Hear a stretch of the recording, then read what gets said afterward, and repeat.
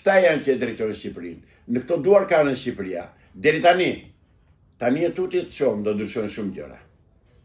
Unë i garantoj shqiptarët, i siguroj që do ndryshoj gjithçka dhe shqiptarët duhet të mbështesin ndryshimin e madh që po vjen duke u futur në burg Edi Rama, Sali Berisha dhe të gjithë lukunia e deputetëve dhe oligarkëve që kanë zaptuar dhe kanë marrë pronat e shqiptarëve.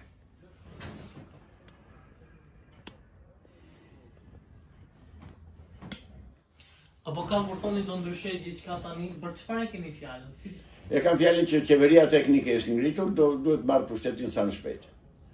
Të largohen nga pushteti Edi Rama, të fillojnë arrestimet, që s'po i fillon Altin Dumani dhe unë nuk e kuptoj çfarë po bëhet. Dhe unë kam një pyetje për atë zotit Dumani.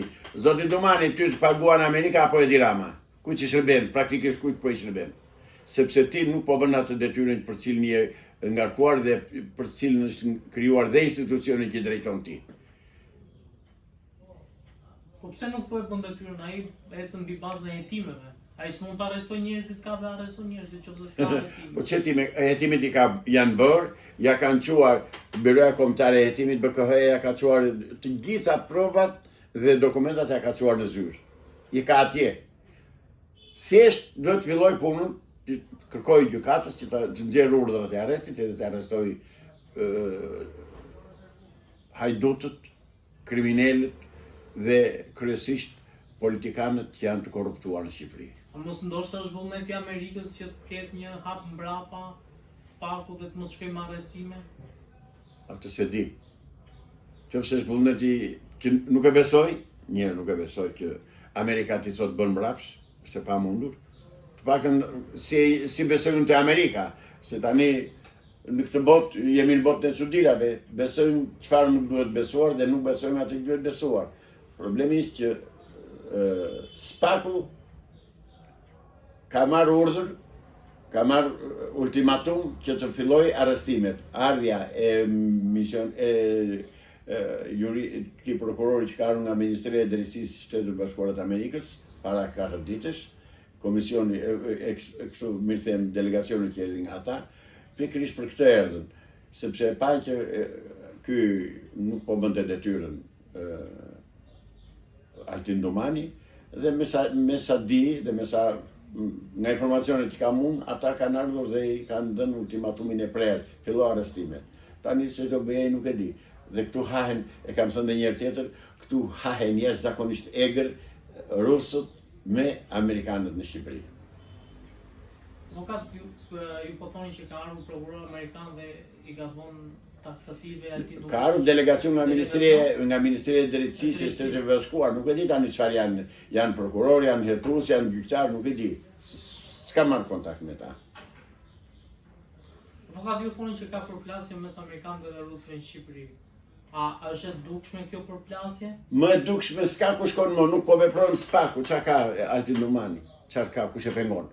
Pra është Edi Rama, pas të cilit janë rusët dhe serbët, që e frenon Altin Dumani dhe nuk e lë të bëjë detyrën. Altin Dumani duhet i thërë smendjes, po ja them prap edhe sot, është intervista e dytë që bëj bisirje, dhe i them, zoti Dumani, kryej detyrën për të cilën paguhesh. Kryej detyrën për të cilën është ngarkuar institucioni që ti drejton. Bën si të duash ti, përgjegjësia është mbi ty. Si të mos e bësh detyrën dhe ta bësh keq. Po fat ju folët pak për qeveri teknike, kur mund ta marrë legitimitetin qeveria teknike, sepse ka disa javë që është krijuar dhe ende s'ka shkuar te presidenti për t'u betuar. Këtë se di. Sepse në momenti që nuk betohet nuk ka legitimitet. Jam dakord me ty. Këtë nuk e di. Kjo varet nga misionari amerikan që ka ardhur në Shqipëri dhe që në zyrën e tij u formua dhe u krijua qeveria teknike e Shqipërisë me qytetarë shqiptarë, me shtetas shqiptarë që kanë ardhur nga diaspora, kryesisht nga Amerika dhe nga Europa, dhe nga shtetas shqiptarë që banojnë e jetojnë në Shqipëri. Janë ofruar me qindra, me mijëra njerëz që të vijnë në Shqipëri dhe të bëhet Shqipëria atë që duket kjo klasë politike.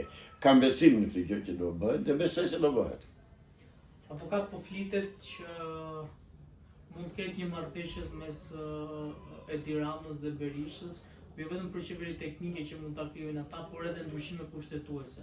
A mos ndoshta kjo është në bazë të një Kjo është kërkesë nxitje e Moskës edhe e Beogradit, s'ka punë, nuk do marrin pjesë në qeveri teknike, as PD, as PS, të mos prifen, se është partia e punës së Shqipërisë, të mos ne nuk na gënjejnë dot më. 80% popullsisë zotëri i gënjen Nikolaju, po ne jo, ne bëjmë pjesë në atë 20% që s'na gënjeni dot, s'na hedhin dot i syve. Dhe ne kemi mbështetjen amerikane në këtë pikë. Dhe po e themi që ju nuk do merrni pjesë as në qeveri teknike dhe as do jeni më në pushtet si forca politike të veçanta. Po kush do ta drejtojë Shqipërinë? Shqipërinë do ta drejtojnë, do ndryshohet kushtetuta, do hidhet poshtë kjo kushtetutë, kjo paçavure që kanë imponuar serbët në Shqipëri, do ndërtohet kushtetutë e re, do ndryshohet sistemi politik nga republikë parlamentare në republikë presidenciale dhe shtetin do ta drejtojnë 80 deputetë dhe 41 senatorë që do zgjidhen me votë të lirë nga qytetarët. Qeveria teknike këtë detyrë ka të përgatisë vendin për të vajtur në zgjedhje për deputetët dhe për senatorët. Avokat, po si mund të pengohen parti politike që të mos marrin pjesë në zgjedhje? Fare thjesht. Fare thjesht.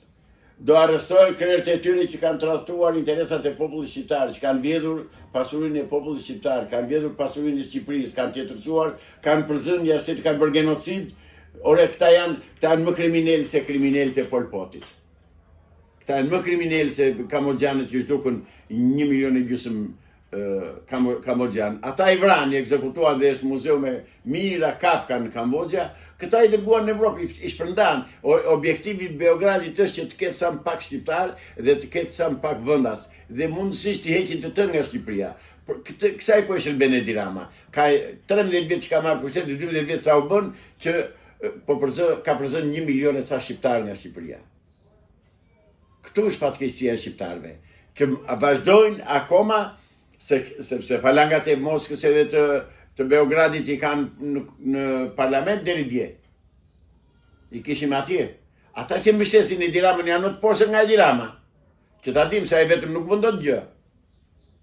Pra është një grup i strukturuar spionësh dhe agentësh dhe antikombëtarësh, antishqiptarësh që deri më sot drejtojnë Partinë Socialiste dhe Partinë Demokratike, në pjesën më të madhe. Avokat, Berisha doli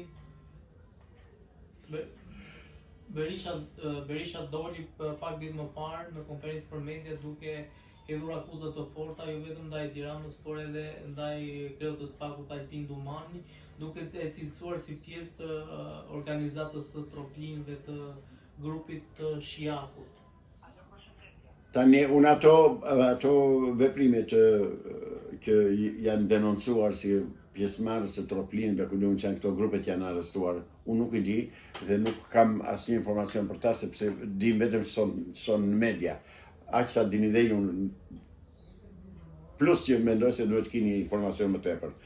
Por di këtë, që të dy partitë politike kanë grupet e tyre të strukturuara kriminale, të cilët përcaktojnë se kush do drejtojë prokurorit, kush do drejtojë gjykatat, kush do drejtojë policinë gjyqësore, kush do drejtojë policinë e shtetit, dhe prandaj Shqipëria është këtu.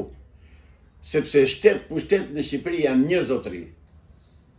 Pse këto akuzat të Berishës ndaj Altin Dumanit? A mos ndoshta vjen dhe kjo si pasojë e kalimit të çështjes së tij në gjykatë? Po si Berisha dhe Rama, aty i ka drejtuar gjithë sulmet e tyre të Altin Dumani, do me thënë të SPAK-u, jo të Altin Dumani si person, po të SPAK-u. Sepse ata e din që pret më ushtën se ku do vend, sepse e din vetë ku do vend se ashtu kanë punuar për të vajtur atje ku do vend. Ashtu kanë punuar. Ata deri më sot kanë punuar kundër interesave kombëtare.